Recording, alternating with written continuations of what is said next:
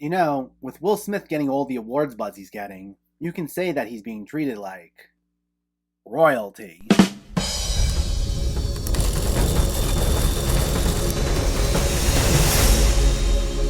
What's going on, everyone? Welcome back to my channel. Today we're talking about a movie I'm a little late to discuss, King Richard. Before we begin, let me know in the comments what your thoughts on this movie were, if you already saw it, or if you were planning on seeing it, and make sure to hit that thumbs up button if you like these reviews, as it helps me out immensely by getting my content out there. And if you're new here, I hope you consider hitting that subscribe button so you can stay up to date with reviews of new releases, older films, hidden gems, and so much more on a near daily basis. But let's jump right into it, and let's talk about King Richard. This is a look at how tennis superstars Venus and Serena Williams became who they are after their coaching from their father Richard Williams, played by Will Smith.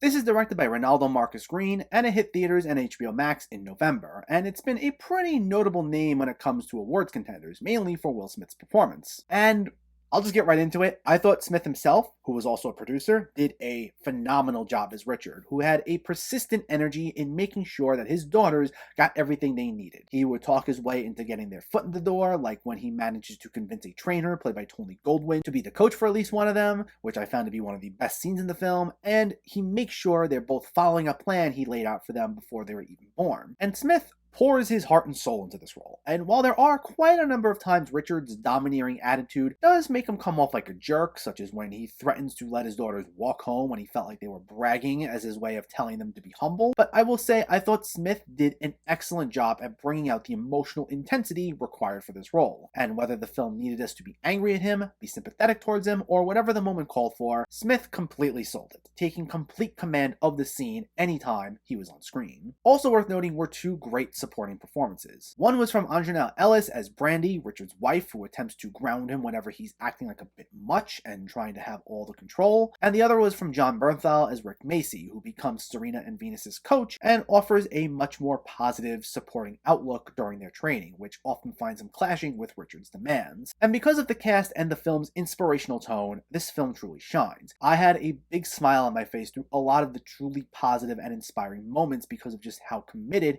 every single performance was. Now, regarding its structure though, as much as it tries presenting itself as going against certain genre tropes, it does wind up feeling a bit like your standard sports movie. It's not painfully predictable, especially for those who don't quite know Venus and Serena's story and how overbearing Richard could be at times, but when it comes down to it, it follows a lot of beats about following your dreams and never giving up that we have seen before. Now, don't get me wrong, because of just how great the cast is at conveying all this, you certainly don't mind it that much, but it's nothing mind-blowing, nor does it reinvent the wheel in terms of its structure. So really, at the end of the day, this feels like just another sports movie with a great cast that elevates material we've seen before. Now, if you like sports movies a lot and you like biopics a lot, that may lead you to love this, as the acting truly is top-notch here. But for me, as someone who isn't a die-hard fan of either genre, I enjoyed it, though I wouldn't say I loved it. It's certainly worth watching, but considering I'm not always the biggest sports movie fan or biopic fan, it might not be something I'd always immediately gravitate towards. Also, one other thing was the fact that it can at times feel a tad confusing as to whose story this